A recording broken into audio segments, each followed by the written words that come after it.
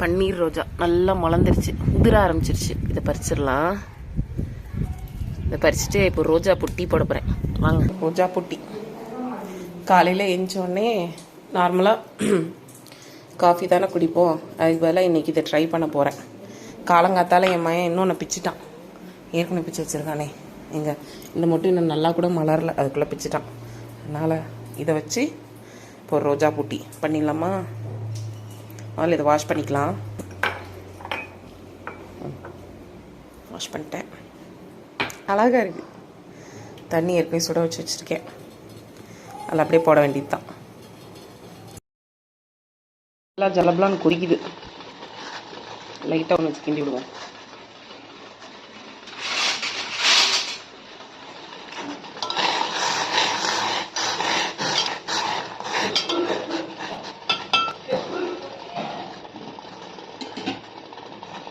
Colour நான் கூட அப்படியே பிங்க் கலரில் வரும்னு பார்த்தா இது ஏதோ பச்சை கலரில் வருது.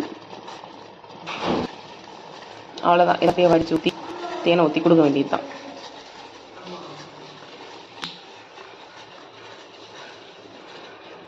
இது வரைக்கும் நம்மளால் வாங்கிட்டு வந்த கப், இந்த கப்பு இன்னைக்கு தான் யூஸ் ஆக போகுது.